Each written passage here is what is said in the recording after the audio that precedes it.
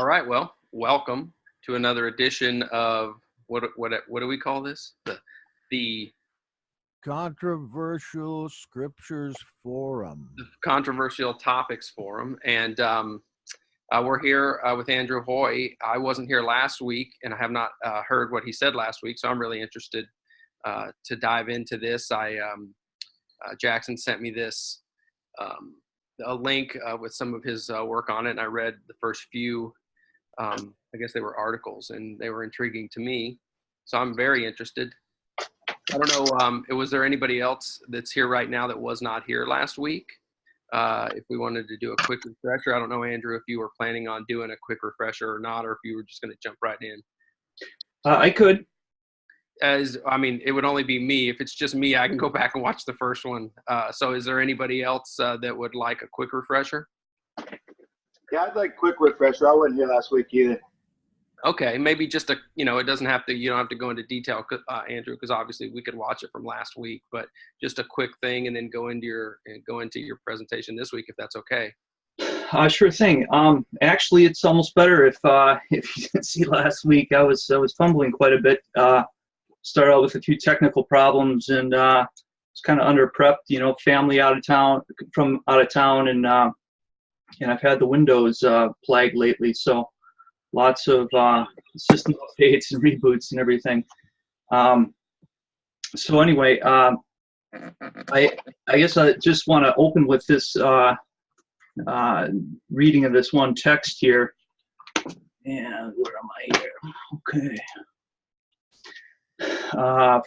For consider your calling, brethren, that there were not many wise according to the flesh, not many mighty, not many noble.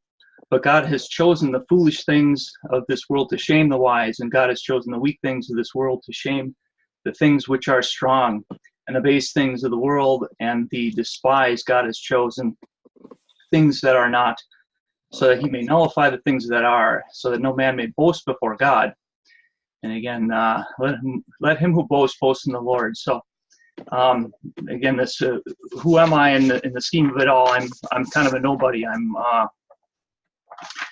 You could call me foolish, weak, despised, but this is talking about this Exodus text is, this is the word, this is the raw, unadulterated Hebrew that I'm basing all this on. So I would like people to bear that in mind, I guess. So let me go to okay, my screen here.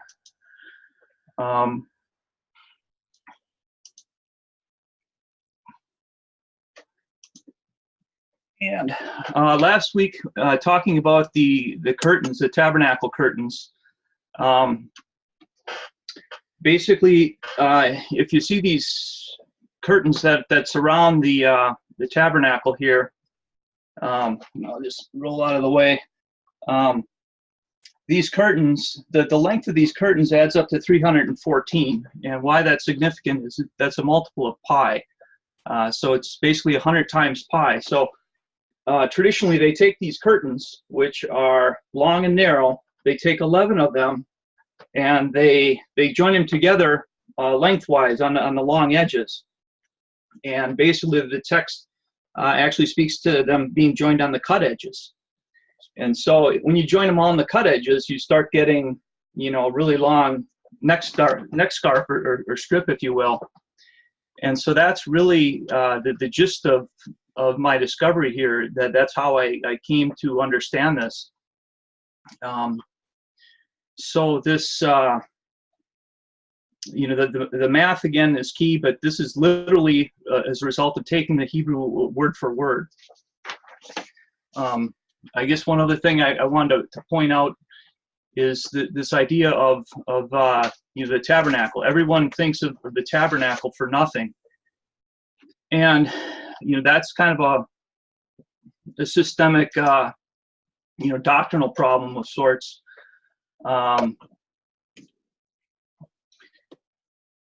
Getting into when David was going to build the temple. Nathan comes to him and says, yeah, do whatever you think is good because the Lord is with you. And then he comes back, and I guess I'd like to read this out of Samuel. But the same night the word of the Lord came to Nathan, saying, "Go and say to my servant David, thus says the Lord, are you the one to build me a house to dwell in? For I have not dwelt in a house since the day I brought up the sons of Israel from Egypt, even to this day. But I have been moving about in a tent, even a tabernacle. Wherever I have gone with all the sons of Israel, did I speak a word to one of the tribes of Israel, which I commanded to shepherd my people of Israel, saying, why have you not built me a house of cedar?" So this temple fixation thing is, I think it's a departure from the Torah, and this is part of why I think this rediscovery is so important. Getting into the issue of etymology, we have tabernacle, which is it comes out of the Latin taberna. Okay. So if you think of where you go drinking, they call it a tavern. So if you start looking at this, the etymology of it, it kind of speaks to something almost how would I say, kind of weak, kind of crippled almost in a structural sense. Here's the etymology online, and you have this notion of a tent, a hut, a cabin, a booth. Here even they have a canopy and tomb. Okay, so it doesn't sound like whoever coined this term tabernacle really had a command of what it was all about. So I guess getting into the Exodus texts that speak of this, you're in the world of Exodus 26 and 27, with 25 being the beginning of this parsha of Teruma, which starts with talking about the Ark of the Covenant. So you have the Ark of the Covenant, the table of showbread, the menorah, all this stuff, and after this, it's tabernacle time. So the tabernacle description begins with 13 verses talking about curtains. Okay, so most commentators really have nothing to say. Nobody cares about these curtains, when in fact there's more text describing these curtains than there is describing the Ark of the Covenant.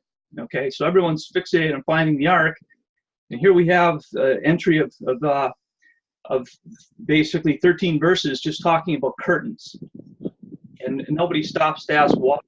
And in Exodus 1, it talks about how they are a cunning work, and sometimes they translate that as artistic. Okay, so if you think that the Creator is more interested in appearance than function, I would challenge that notion, I guess. The tabernacle is mentioned 50 times throughout Scripture. So it's predicated on this idea that the curtains are important. Which words of the divine revelation through Moses do we want to just consider unimportant? But people don't like to read the data, the stats, the any more than genealogies. Such and such begat such and such, and people start to yawn and say, oh, there's no possible meaning here, or this is a lot of stuff that really doesn't come through in translation. So there's two sets of curtains where you start out with, and one is Exodus 26, 1-6, and that speaks of 10 linen curtains, and then you have after that 11 curtains that are 30 cubits long, and one of them it says you have to fold in half. So again, this happens to bring you out to a length of 315, and when you overlap a little bit, then you have 314. So this is where the pi thing comes in. So that's what we talked about to some degree last week. But again, I was arguably ill-prepared and scattered. So this time I'd like to start with Exodus 27, because this is the other part of the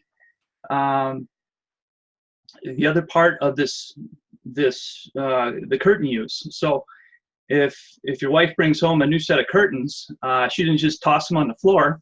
You need something to hang them with, right? I mean, this is a very no-brainer principle. And so Exodus 26 is talking about the curtains. Why does it talk about that before anything?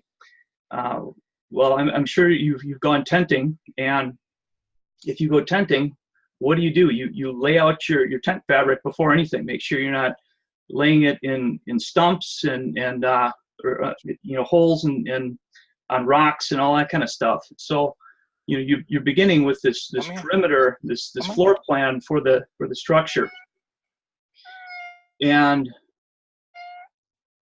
understanding that, kind of going in, you have to wait and listen to the hardware. This whole text here, I want to say between Exodus 25 and 29 or 31 or something, this is a whole stretch of thus saith the Lord.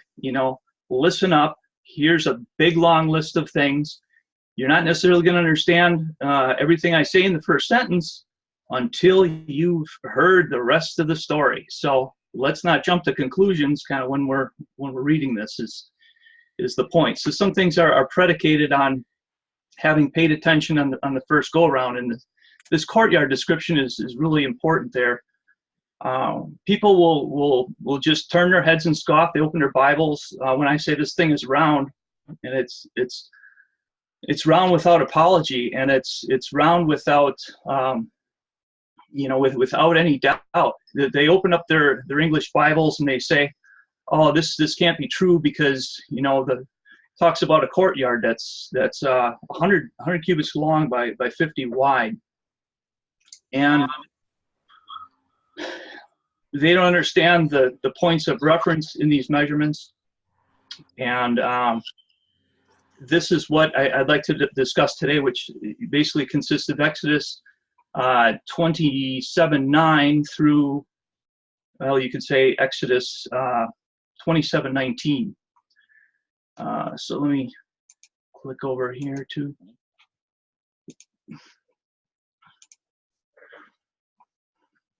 Okay, pardon me.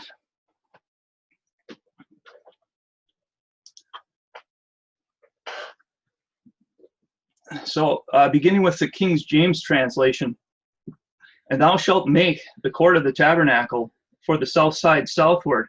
There shall be hangings for the court of fine twisted linen of 100 cubits long for one side." Okay, I've got kind of everything between on the left and on the right. On the left is obviously the Hebrew from the Masoretic text, and on the right, again, just King James right out of the box. So I've got everything kind of color coded so you can see the correlation between the Hebrew words and the English words. In some cases, you don't even have to speak any Hebrew to see how jumbled up they made the King James. Let me get my pen here.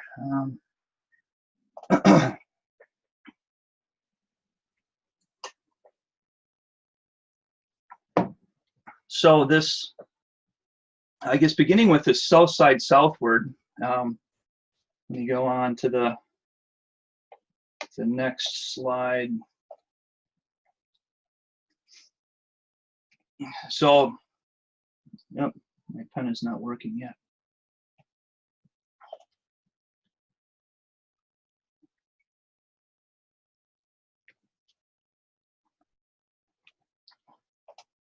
Oh, there it comes. Or maybe not. It was working last night. Well, I'll use my finger here, I think. Oh, I got a system lag. Okay, well, I guess I'm going to have to forgo the pen. Yeah, if you just want to point it to us, that's fine. And Hector, if you could mute your mic, that would be awesome. Okay, so Exodus 29, you've got two different words for south. So again, the King James, it said to the south side southward, and here you have Lepa'at Negev or Negev Timana. So you have Benjamin is son of my right hand. So here you have Yamin is kind of the root in here. So what it's talking about is putting out the court to the south and towards the right. Okay, question of questions. How do you say clockwise in Hebrew? Even to this day, when you open a valve and on the hose, should I turn the valve to the left or to the right? This language is still familiar to our we don't always say clockwise. We use these ideas to the right. So again, why does the scripture talk about to the south and to the right when they're translating it as nothing more than south side, southward, extra south? I mean, is that what they're saying? Another thing that they, I think, do a pretty abominable job on the translation is in Genesis. I'm sorry, in 27:9 in King James, it instead of saying slings, it says hangings. There shall be hangings. Okay, so when I read in modern English, what is a hanging?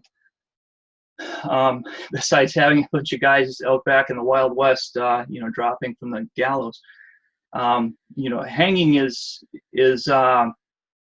it should be Kalaim is basically making reference to a sling as opposed to a hanging. So it's the thing that's doing the hanging. So we're talking about making the things that are doing the hangings at this point in time. Another thing is, I guess we have the other word here that they've translated as side. King James will, throughout this whole parsha, Truma parsha, they have, I want to say, 7 different words, Hebrew words, that they all translate as side. Okay, I think this is a major oversight, and it's more than an oversight. It's it's dumbing down the text, and it's taking away some of the specificity that's there for good reason. And so here we have lepeah, which is where the word for peot is kind of coming from this kind of the idea of a lip or an edge. So understanding that this south side, we have 100 cubits in length. So they typically take the whole wall, the southern wall, and they make it that way. Let me get back to, I think I got okay. So to put it in practical terms here, so what they're talking about is translated, or is typically understood to be this. Here we go. Let's see if my pen is working yet. No. Okay. So this is the southern wall. They say, well, that's 100 units long. And so again, if it's towards the south and towards the right, we're spanning this, again, not hangings, not curtains. We're spanning this this set of slings. Okay. Let me go back to, this tool is just not working at all. Okay, going back to this guy here. Next verse here. And the 20 pillars thereof, and their 20, oh, it jumped on me there. And the 20 pillars thereof, and their 20 sockets shall be of brass. The hooks of the pillars and their fillets shall be of silver. Okay, so looking again at this this courtyard, traditionally and I talked about this quite a bit last week, traditionally they assume these are big wood poles. And the text, Exodus 27, doesn't give you any indication that you're using wood. To the contrary, it says copper, nechoshet. So it's the same word, nachash in the Garden of Eden, the idea of the snake. Copper is made reference to this way because obviously it's very ductile and it's very easy to what? Coil up like a snake, right? So here you have the question of these materials, and then they end up putting all sorts of massive silver pieces on top, and From a material standpoint, A, they don't need it. They don't need that weight. B, they're not given the materials. They're not given this description. So again, why is it that that they're assuming these are big wood poles and pillars and so forth? Let's see. Sockets of brass. Again, they had the issue of they're taking all the brass or all the copper. So again, brass copper is a large constituent of brass, and so brass being an alloy, a mixture of different metals, it's really the fact that it's copper based. So somebody wants to argue about brass, bronze, or copper. I guess I'm not inclined to at this point, but but the text, it's basically saying these things are metal. And again, look at all the artwork. It's showing just huge pieces of metal being used in that. Let's see, 20 sockets. There shall be a brass. We also have a serious. Well, I'll get to the counting problems, I guess, later. So we have the idea of pillars. Okay. In the Hebrew, they have the Amidah. The Amidah is the Jewish standing prayer, and they're standing up when they're doing it, obviously. So Amad or Amod, this is having to do with a standing thing. So again, they translate it as pillars. When I think pillars in English, I think it's just giant columns. And I'm basically saying I would translate this as posts, just more again a modern term. Maybe pillars work just dandy in King James time, but we also have this issue of sockets. So that they think there's like just giant sockets sitting at the bottom of the courtyard. I mean, this is typical that they put a piece of copper down here, and a lot of times they'll show ropes, basically connecting the top of this rail, the top of this. So if your curtains are being spanned, from one post to the next post to the next post, it follows that you need what? Curtain rods, right? So their system, again, is the curtain rods are either your copper is down here as bases, or you're using your copper as rods. You can't have it both ways. And frankly, again, you don't have the material. So if you can think of how ineffective just taking a lump of copper and putting it at the bottom of a pole and having the ability to make that pole stand up, I mean, the idea is preposterous. So, there the word is from a don, and what you'll see, you start digging into Strong's and everything, and you'll see that a don has to do, well, basically Dan will judge his people, in Genesis. So this notion that Adonai, you have the idea that you have judgment, which is kind of the essence of that word. So again, they'll translate as sockets or bases, and that to me is really sketchy, especially with you get into gender stuff too. It's a masculine noun. So this is another real real simple, straightforward. When I say straightforward, it's not straightforward because everyone's tradition is so based on this sockets concept, and that comes from actually earlier texts in Exodus. So if you look at the Strong's, the concordance is basically driven by usage to some degree, and in this case, it's usage of what the Adonai Kesef, that are the silver, again, lords or sockets or controllers. So they're basically saying, well, it must be a socket, it must be a base, because it's got to be at the bottom, because that's how to make the pole stand. So this ties into the dogma, and so that dogma gets backfed into Strong's, and it has been that way to this day. But again, you look at the root, and the idea of judge is much more the notion being put forth there.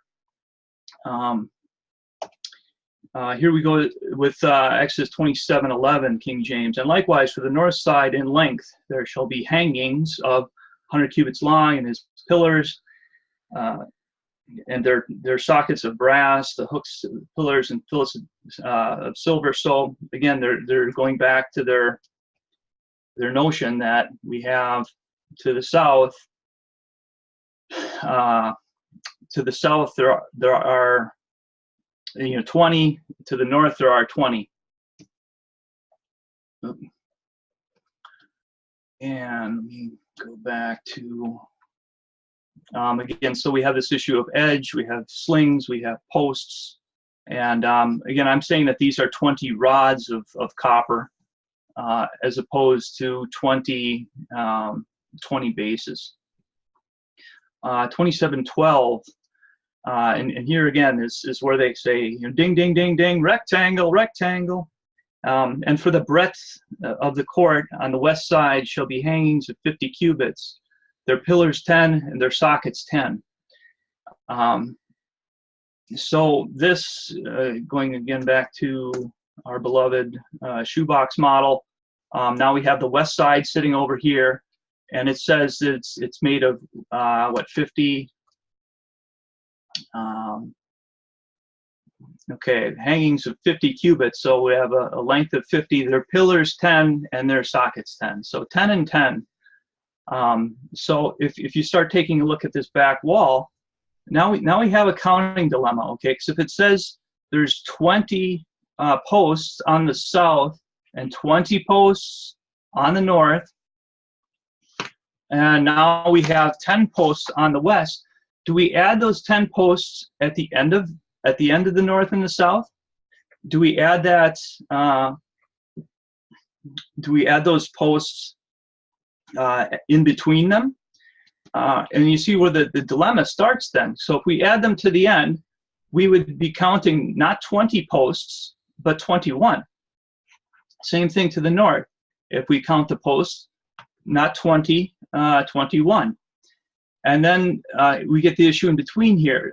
We have the issue of sharing the posts. So if you go, if you're spanning them through 10 through 10 different posts, if you're spanning these hangings, these fabric hangings, then you only have 9 spaces in between. And same thing kind of goes with the other 20. When you only have 20 posts on the north and the south, then your spans they turn into really odd dimensions. You're basically using 19 as a fraction, because again, 100 divided by 20, that's an easy one. That's 5. Everyone gets that. But now try taking 100 and dividing it by 19. So we're dealing with fractions with 19 in the denominator or 9 in the denominator. That's just bad business. So imagine a fabricator, if you're told to make something, 0.555 or 0.545, or how, I forget how the fractions come out exactly, but that's what happens when you start taking this 50 side west wall with the 20 pillar south wall with the 10 pillar west wall. Where do you add them on? And people have proposed all sorts of bizarre solutions, but you're doing one of 2 things. You're either cheating the math or you're cheating the language. And you can try to make a square circle if you want, but so anyway, the idea of the courtyard being broadened to the west edge,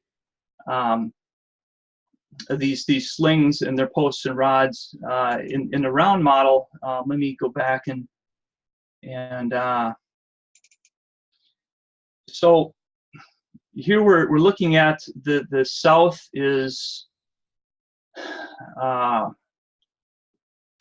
the south side southward, or towards the south and towards the right. This is how we're spanning the first hangings, and we're bringing it all here. Now, this is not a game of, again, this being a game of Simon Said, saying it's this way and that way and this way and that way.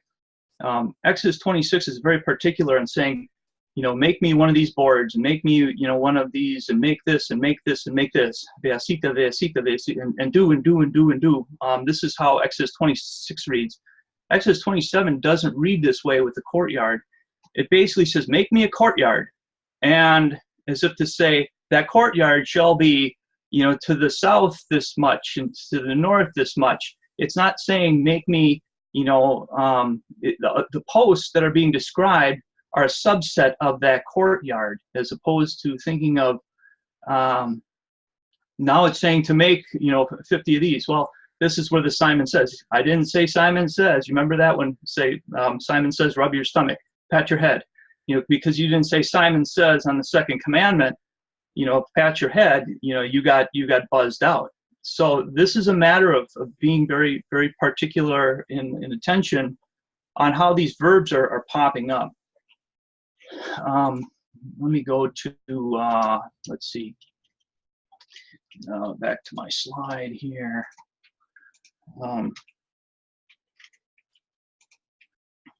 Oh, I'm trying to control with the wrong keyboard. I have to put this one down. Okay.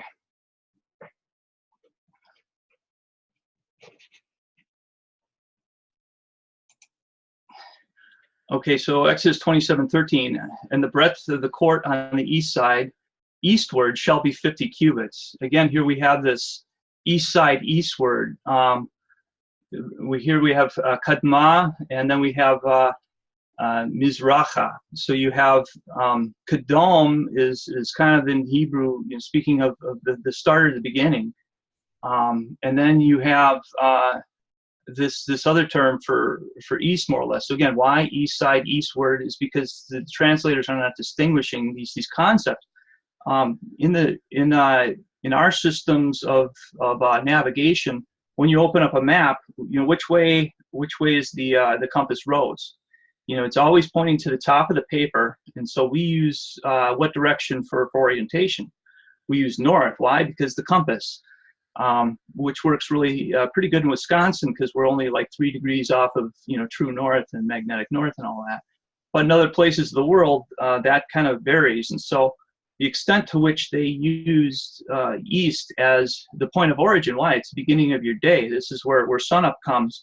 When's the Hebrew year start? The Hebrew year doesn't start, January 1st. It starts in the springtime, and more specifically during equinox. Guess when the tabernacle was set up for the first time? It was set up during equinox. So that very day that they set it up, they would have had perfect bearing of east, north, south, east, west, and it would have been based upon the east. So this is getting into this again, east side, eastward. Why don't we ever see north side, northward, or west side, westward? We don't see those terms.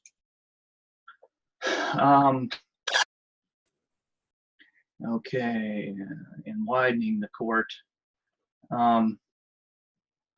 Yeah, I guess 13, I kind of made my points with some of that. 27:14, here's a real mathematical debacle.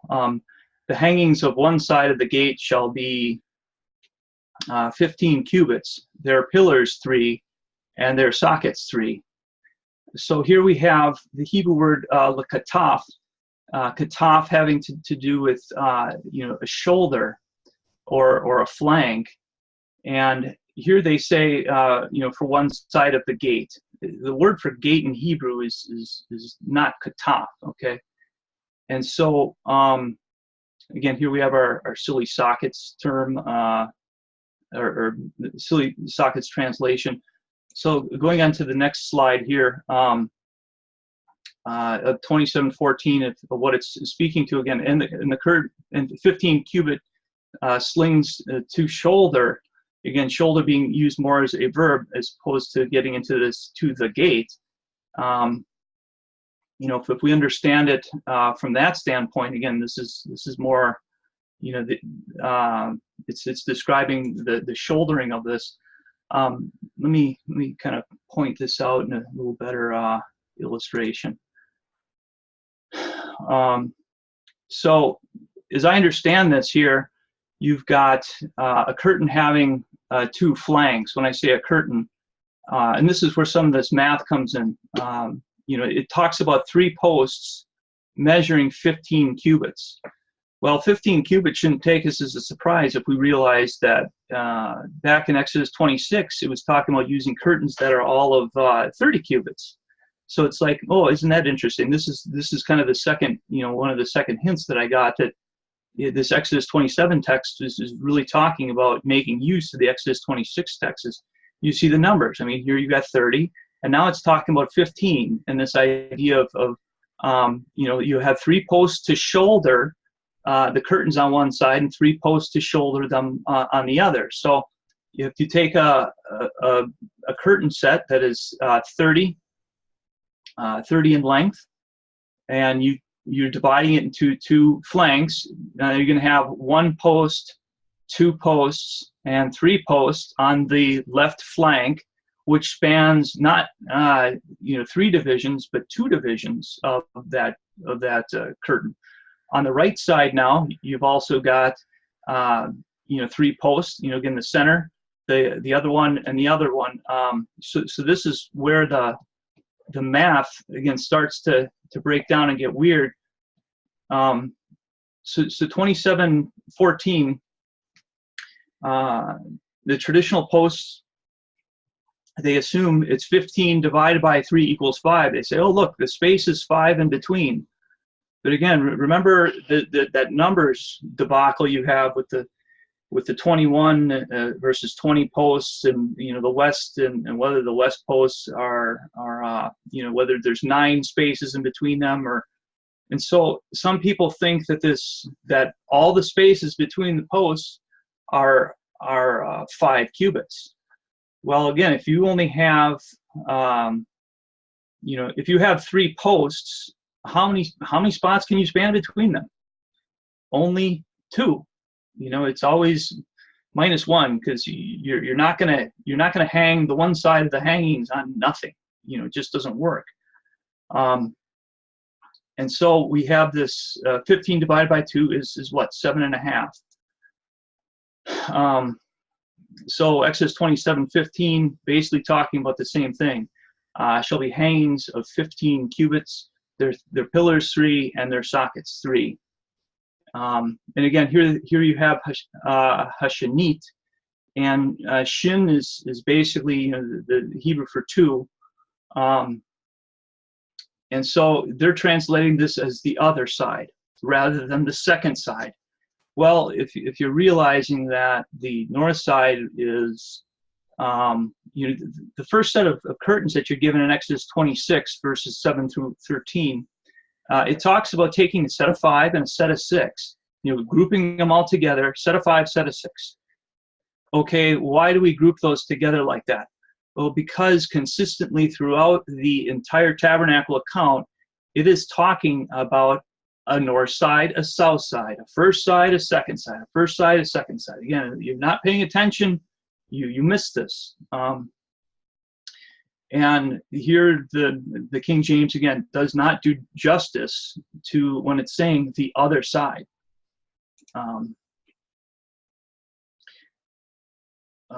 We have, again, and to the second shoulder, slings 15 cubits in their sockets, posts and sockets 3. So when you get a little bit, some more graphical stuff here again to point this out. Okay. Actually, I'm gonna open a new one.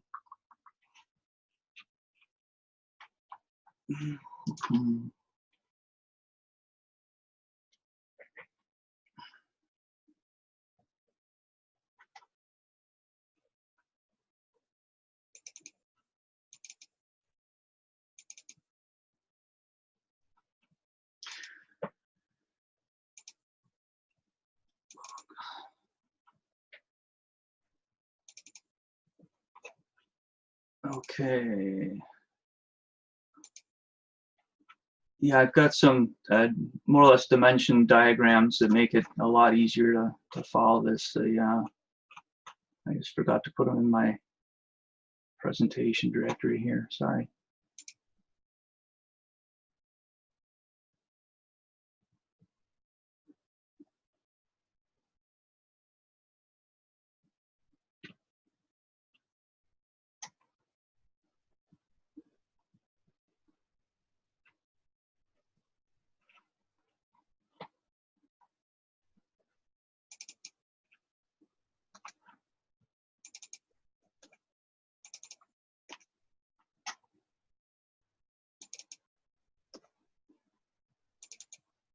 Here we go. Okay. All right, so you can see here what I was talking about with the 15 cubit span for 3 posts. So if the little square boxes here are posts, we have 1 post, 2 posts, 3 posts. And it's saying that we have 15 cubits to span them. And so the traditional wisdom again says they're 5 cubits apart. Because again, they're assuming 3 spans. They're not assuming just 2 spans. Now, if you do this again with 2 spans, you have 15 divided by 2. Let me just show you how that looks on the round model. Okay. Here we go. Okay, so remembering that we're starting in the east as we're laying out these slings or hangings. So the very first post, where I have marked as S1, that is the first of one of the slings, which is hanging the Uriot, which the curtains that are made back in Exodus 26. So if they're 30 long, and each of the hanging sets has 2 flanks, one to the left, one to the right. This is what we're looking at on the arrangement of all these courtyard hangings or courtyard slings is. Again, so let me bring up another slide I have for kind of showing the whole outskirts.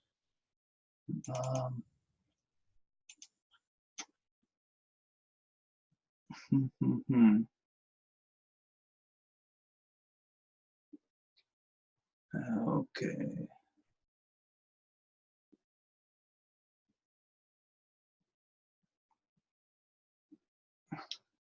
Altogether, I've got about 200 and some pictures in the book, so I have well over that in my image pile here. So I don't make it all alphabetical as I go along, to my discredit. This is a diagram showing some of the pole counting, I guess, which is what I was going to bring up, but it's pertinent to what I was mentioning before.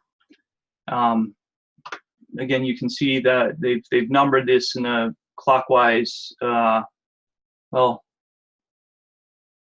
yeah, at the bottom, I guess they go 1 through 21. The numbers. This is the best resolution they had of this. But again, this is very textbook. They all show very similar things, and they all try to produce some sort of solid ration for how all those things lay out. Let me go back now to all right.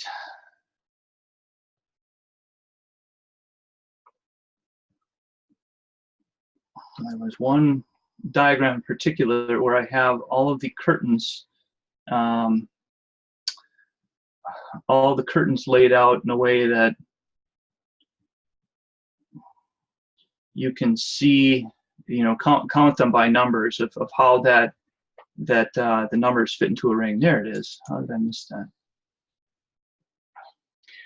Okay, so if we start with the first curtain, again, these curtains are 30 long.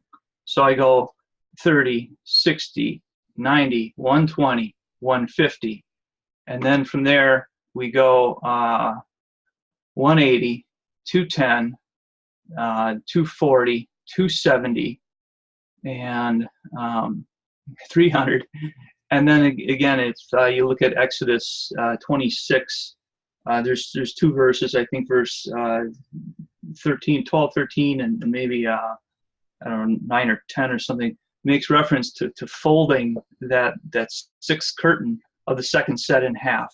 So this is where we're planting the gate at. So in this case, we have to the south our curtain sets, our hangings rather, they're 150 in length, because again your origin is at the east, and then you've also got another implied origin of this center circle, in the very center. So as we're spanning the hangers, the slings, we're spanning them a distance, and that distance being from the start, it's basically talking about the measurement being from edge to edge. So we have this edge is our starting measurement. We swoop it all the way to the south to the point where we're due west, and you can't go any more south than that. Okay, once you pass that point, now you're starting to rotate back to the north, and this is where you get into the dealing with the east and the west ones as well, because you have the idea of the measurement. The measurement is taken for the east and the west relative to the head. You also have to remember that these curtains are made in I'm sorry, the slings, the whole courtyard. The courtyard being made in two halves, as it was for the whole tabernacle. Let me see if this works with my pen. No, it's still not. I'm going nuts because I can't draw anything here.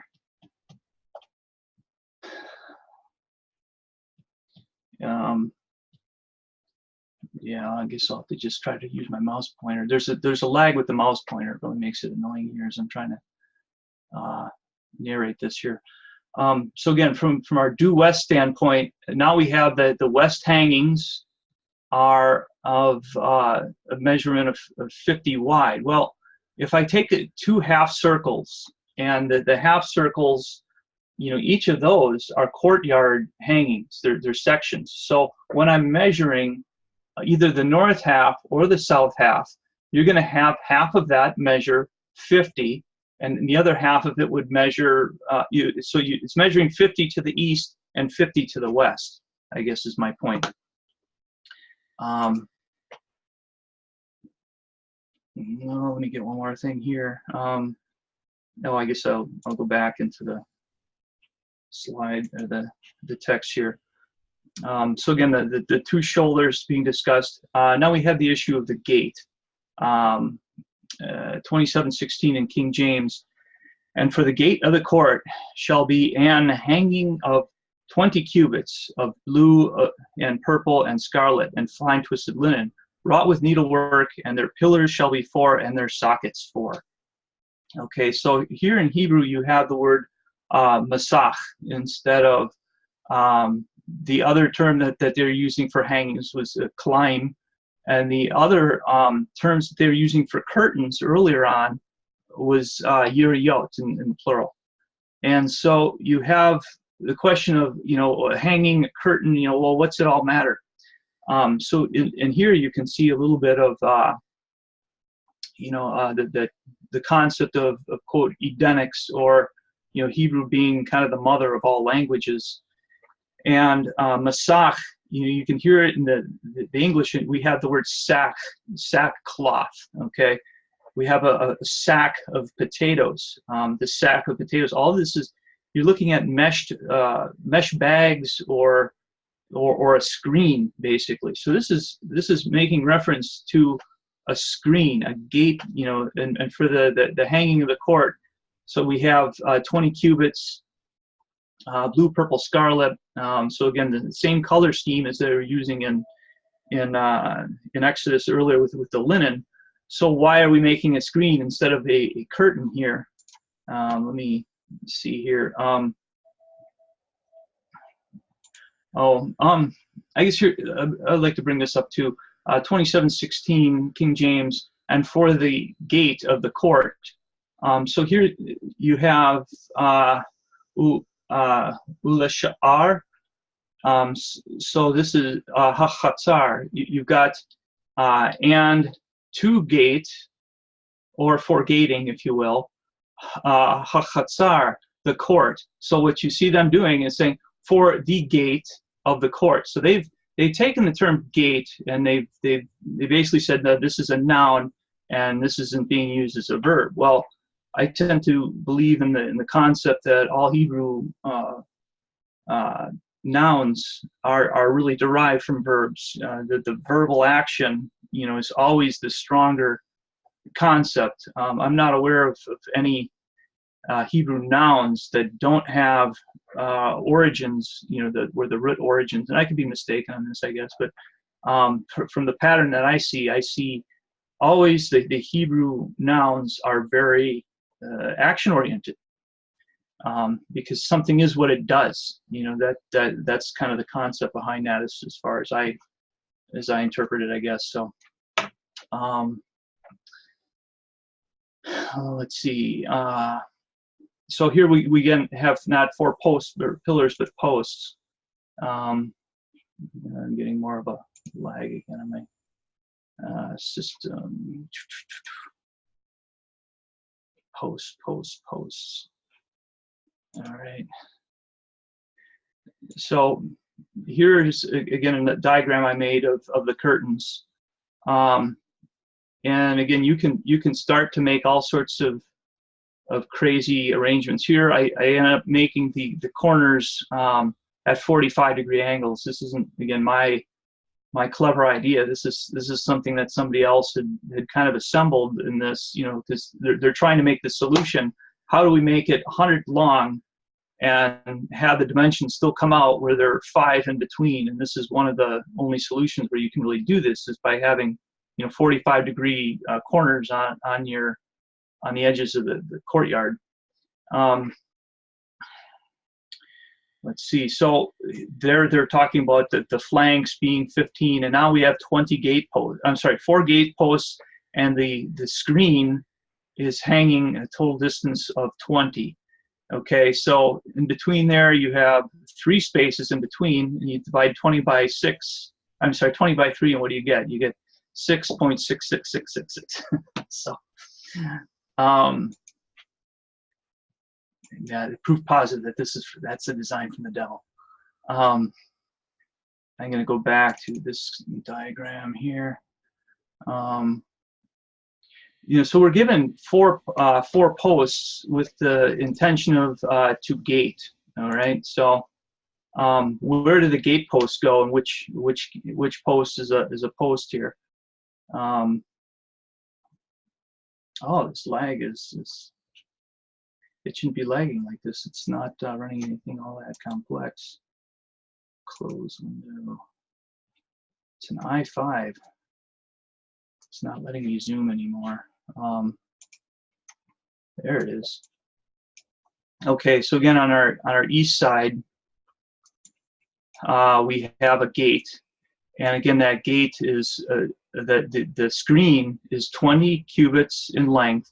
Now it talks about 4 gate posts. Well, you remember it on the south side, southward, if you will, south side and towards the right, we had 20 posts. So here we start with S1 and we work our way over to S20. Okay, all of those are going to be on the south side of the structure. So you can see where I have marked G1, G2, G3, and G4. Because you need to gate the rest of this courtyard. You have to finish or have kind of that final means of opening and closing, because without it, your math doesn't work.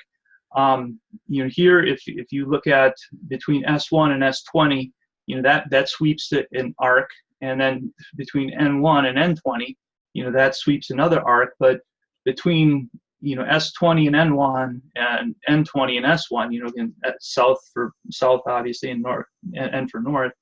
And then as we're joining these 2 halves, at these 2 arguably gate points, I mean, think about it when you're in a theater. You have a primary exit and you have an emergency exit. So if our emergency exit, if you will, is the west side, the west post, where G4 is, this will give them a means by which to complete the complete the circle, so to speak. And then we have our rules that apply constantly. If we have 7.5 and we multiply that by let's see, there's 42 altogether, because we had 20 posts to the south, 20 to the north, and then another 2. So we're at 22 posts. So on a circle, you don't need to, you're not dealing with that extra 1 where you've got kind of 1 at the end hanging, because you're sharing to the north and the south. So, 22 times 7.5, and you have your full 360-degree rotation, your full 360. And again, this is where our 314 measurement comes up. You are looking at these each being 30, these being 7.5 in between, these flanks being 15 in between. And at the gate now, we have that curtain that's folded in half right in front of on the east side here, and then on the we're adding 4 posts, 2 gate the tabernacle. We're not adding 4 gate, or it doesn't say it doesn't say that these 4 posts are for the gate. It says these posts are to gate. Okay, so this is a really simple, linguistic description in the Hebrew that nobody is mindful of. Again, because it's bad translation. The translation is force fit to accommodate a paradigm. So I ask of you, if your whole King James is translated that way, what do you got? We know that it says, in paraphrasing in King James, do not add to this word and do not subtract from it. Well, what do you think translation is? Translation is exactly that. You're substituting all sorts of ideas. You have the idea. There was a rabbi who said that that reading the Bible in translation is like kissing a bride through a veil. And I would offer another slogan, kind of consistent with that, which is reading the Bible in English is like typing a novel with boxing gloves. Okay, this is the kind of quality we're getting, folks. Hate to break it to you, but on the other hand, if you see the potential in the Hebrew text, you'll say what they were saying in was it Jeremiah? Surely we've inherited lies and things in which there is no profit. This is things. There no profit. Oh, I was trying to find the. There we go. Jeremiah 16:19. So this is talking about the Gentiles. Lord, my strength and my fortress, my refuge in time of distress. To you the nations will come from the ends of the earth. And again, nations. It's funny they translate this as nations instead of Gentiles, which is it King James. Here we go, King James with the Gentiles. So you've got this arguably Christian collective that is very content in their own thinking oftentimes, and here we've got the Gentiles coming from the edge of the earth saying, surely our fathers have inherited lies, vanity, and things wherein there is no profit. Okay, and I can't just single out the Gentiles in this, because this notion of this issue of tabernacle dimensions really goes all the way back to at least the time of Josephus, because Josephus' writings, he's basically giving a summary of overall final assembled tabernacle dimensions. Okay, these dimensions are not given in they're not given in anywhere in the plain text, and so these are assembled dimensions according to tradition and according to their reading of the text. How much did they lose in exile? And I want to say in exile, how far back does this go? You could probably find sages of blessed memory who maybe got some sort of record of this You know, I don't think there's anything Talmudic, you know, that speaks to these dimensions. But again, I've got from last week. Where is this here? There it is.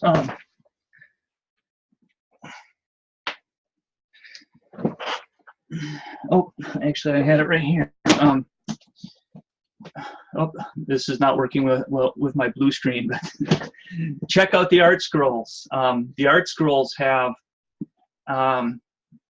you know, they have all these traditional diagrams in them. And look at what Ramban has to say about this.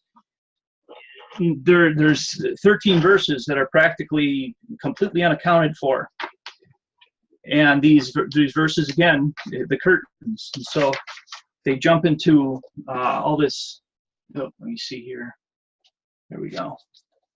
You know, all this, getting the diagrams with the frames and everything, and this notion that, you know, we're very visual creatures, and that, you know, the idea of idolatry and having our minds fixed with various images. You know, this is why the text wasn't illustrated at the time of Moses. Well, it was, in that all of the ancient Hebrew, you know, long before the Aramaic set that they've been using since Babylon, you know, was much more pictorial, alphabet, and so they had pictures in there, divinely revealed, inspired letters, if you will, and there's some that's been lost in the translation. I mean, the letters that they use now have a certain uniqueness of their own, and I think a unique revelation within them. So I don't want to make it sound like, oh, it's the most awful thing that the other alphabet came out. I think that both are helpful. And when you start to look at the Tabernacle, you know, other things open up when you start reading Exodus 26, 27, you know, with this notion that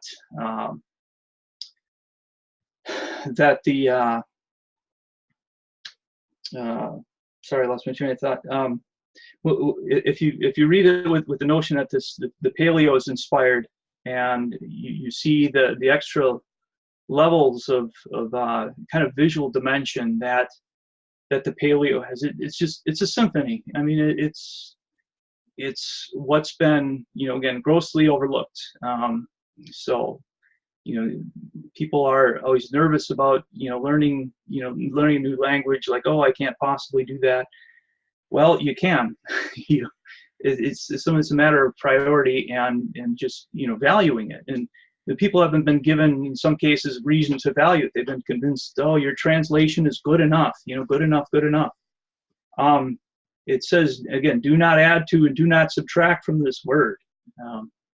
There's a reason why it was exactly that. There's a reason why, you know, back at the time of Ezra and Nehemiah, I think it was Nehemiah who wanted to, you know, he's tearing out his beard and just, he's freaking out because these people don't have the holy Jewish tongue as they're coming back into the land. So, you know, the reach of this is getting into the Babylonian. You know, what did they do with the Tower of Babel?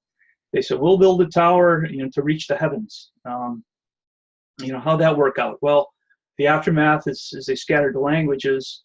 You know, people believe that you have the term Hebrew.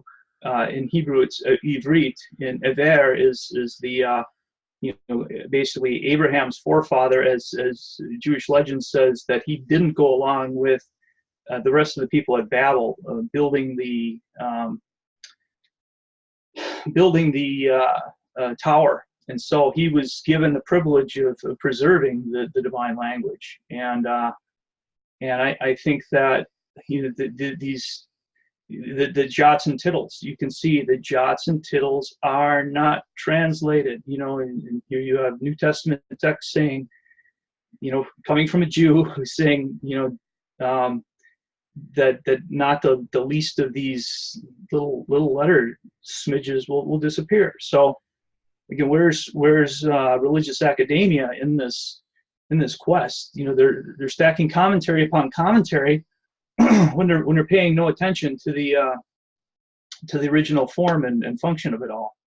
Behind me here, I have kind of a contrast of what the tabernacle would look like, superimposed again between what the shoebox model is, the traditional, based on a bad paradigm and a lot of bad translation and lost in translation stuff, and again, traditional baggage, compared to what this all shapes up to once you become a literalist, a Hebrew literalist. So altogether, the space is, I'm going to say that the floor plan alone is 17 times bigger, and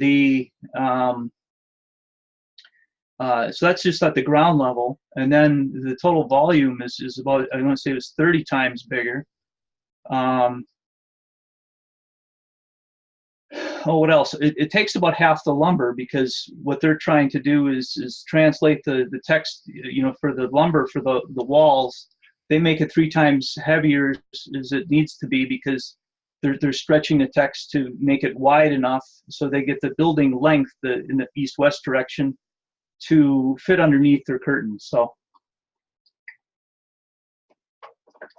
it's just comedy of errors stacked upon errors. So I don't know, did I lose you guys here? Or, I'm sorry, I've been.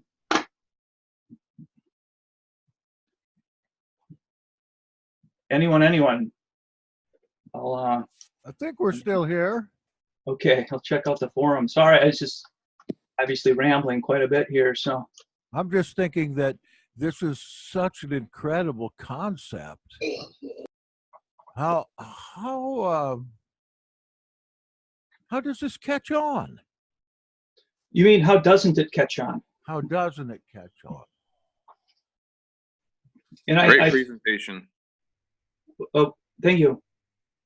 Baruch Hashem. Yeah, it doesn't catch on because people think that the tabernacle is useless. They don't see it as a mishkan. Again, mishkan is the idea of from dwelling. It's like, I will make this dwelling place, and I will dwell among, in the midst of my people, and all this. And people want to just take, New Testament, oh, don't you know that the body is the temple, and so forth and so on, which is all well and fine and good, but you don't understand the first layer of anything, because you're comparing to the wrong temple, the wrong body.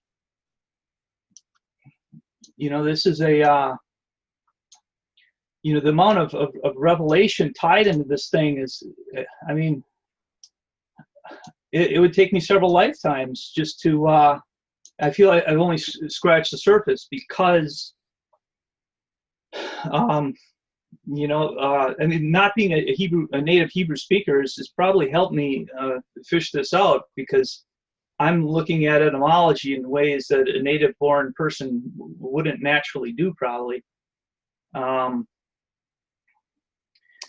And this is another problem of one of authority. Everyone wants their pastor, their rabbi, to say, "Look, this is true," because the implications of that are, they run pretty deep. In that, okay, well, if we've mishandled X, then what about Y and Z? What if your understanding of salvation has been translated? What if it's been delivered to you with the same accuracy that this account is? This idea of God's house, right? It's a sobering, it's a pretty sobering thing if you think about how far and wide and deep this goes. But look at it. You don't have to look at it that way. I mean, you look at it from the standpoint of upside, and like, what? Show of hands. And show me someone who's convinced that they're omniscient at present. I hope nobody's raising their hands unless you've got. Yeah, let's take some questions. Good presentation. I can't stay on for too much longer. I've got something with the family here, but does anybody have any questions? Yeah, I have a question. Yep. Hey, Andy, thank you very much. That was a great presentation. Thank you. I have followed your work a little bit online and stuff. Hey, I just have a question. When you go back to the picture you have,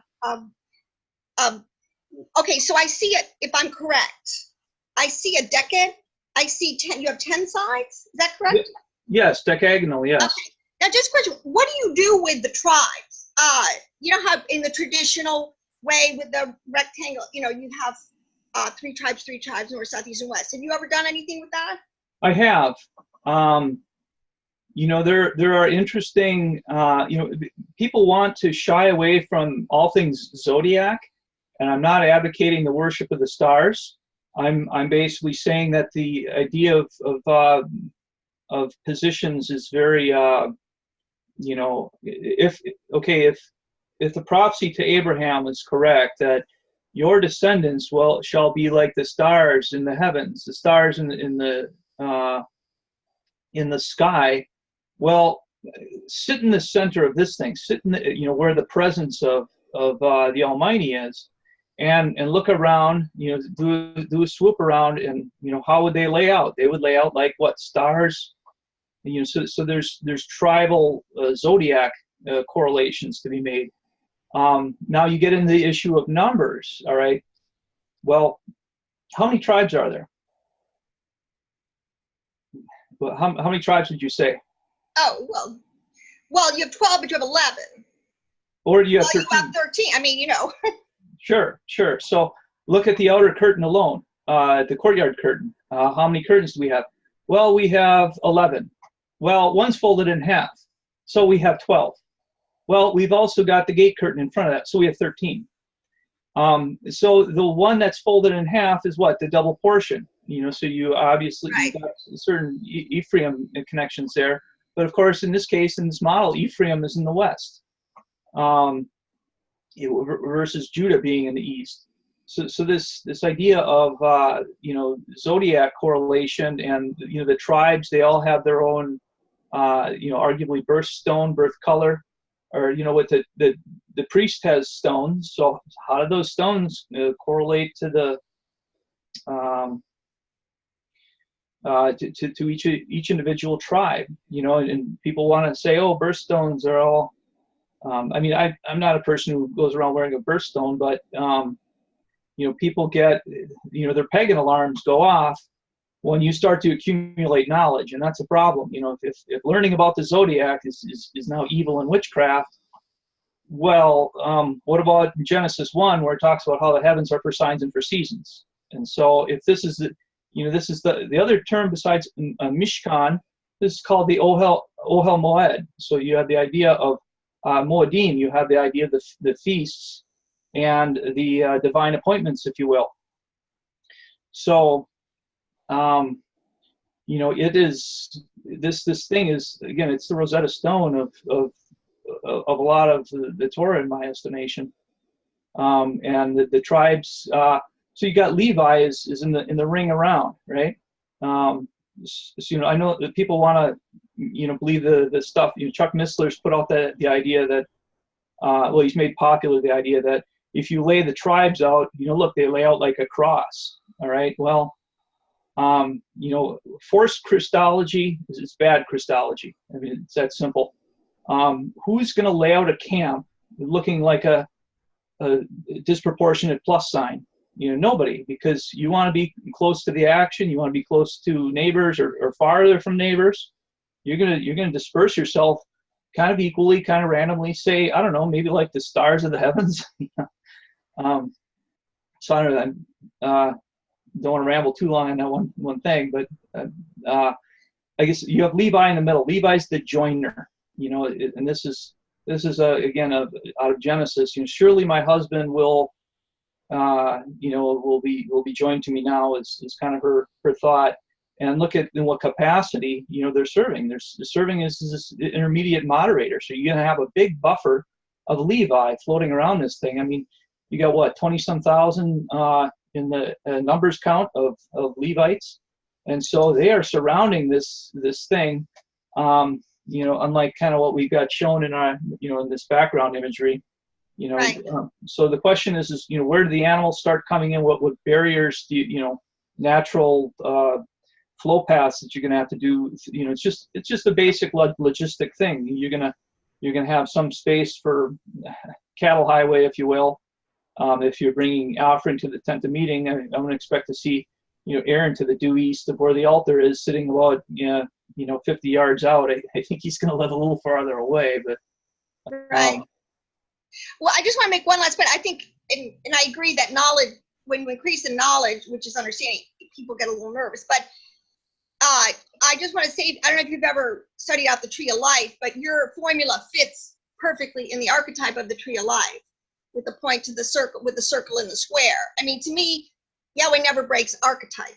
That's why I think your model, it's completely consistent in every way, using the math, the quantity, and the imagery and everything. So, I appreciate it. Thank you. Sure. Yeah, I had a question for you too as well, Andrew. Uh-huh. Well, first of all, I just wanted to comment that every time I look at that, I get the picture of this, the whole Earth in and of itself, like this. Some people may not agree with it, but the flat Earth model with the dome, and it's like the skies are spread out like a tent to dwell in. But besides that point that I just wanted to mention was, how do you think the practicality of raising this thing actually went down? Because it seems to be pretty tall. How would they get these ridge beams, or whatever they are, the ribs of the dome, all the way up there? Would it be like a circus tent type thing where they put a post in the middle and wheel them up, or how do you see that going down?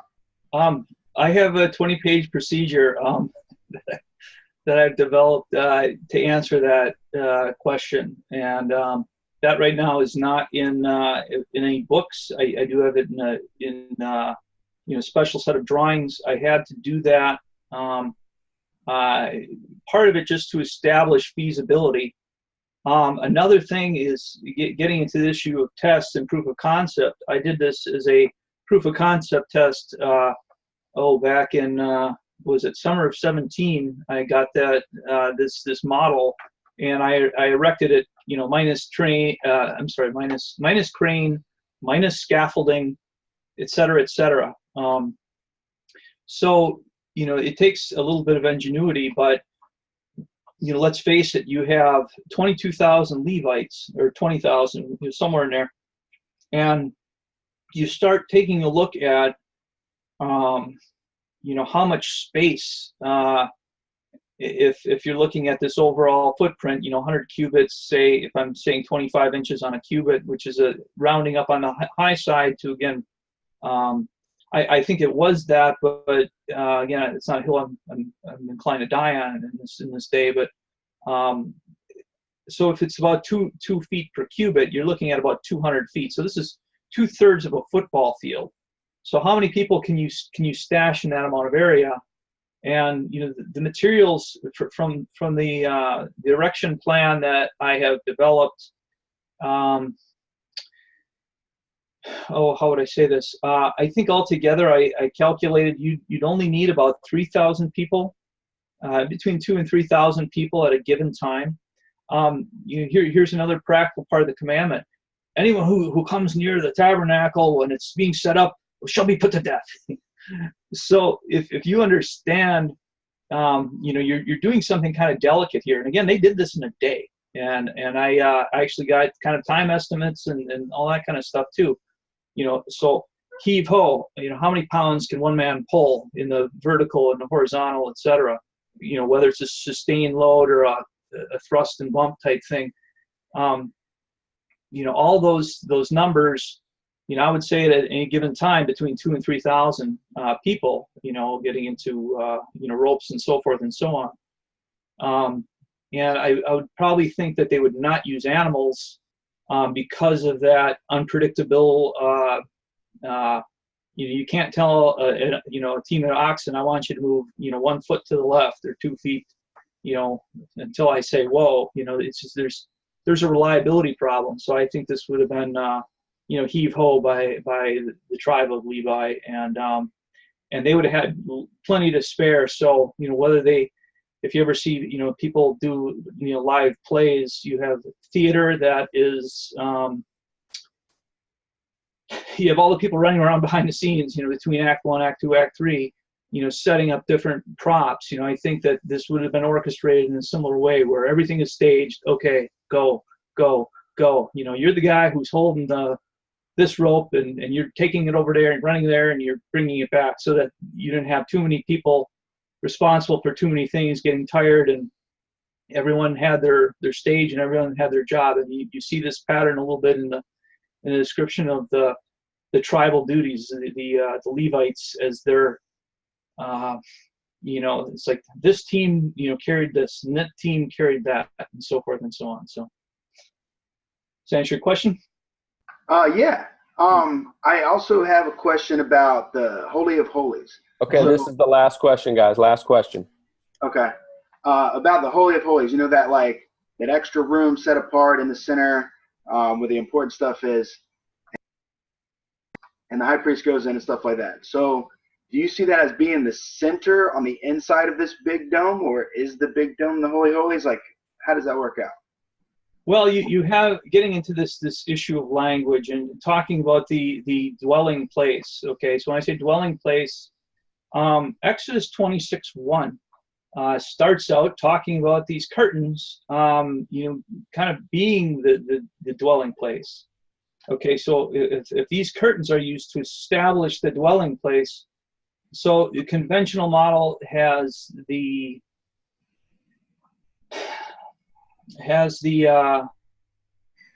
when you're entering in the shoebox and from the east side, you come into what they're calling the holy place, and then after that you're going into the most holy place. So I would see the entire area under this dome as being more or less the holy place, and then again the center being the Holy of Holies.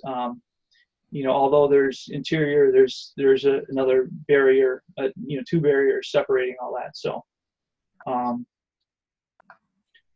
yes, Holy of Holies in the center, and otherwise you'd have it's just you're structurally speaking and literally speaking, you're obligated to believe it's there. Cool. Thanks a lot. All right, guys. Well, hey, good presentation, Andrew. Really appreciate it. We've got some other things set up in the next few weeks on Sabbath, but you can certainly talk to Jackson and see if there's anything else that he wants you to do. But good presentation. And I don't know, Jackson, are you there, or are you just not there and hosting? Yeah, I'm here. Okay, so we're ready to shut it down. Shabbat Shalom, everybody, and we will see you next week. Hallelujah. Thank you, Andrew, again. Baruch Hashem. Thank you. Mm-hmm.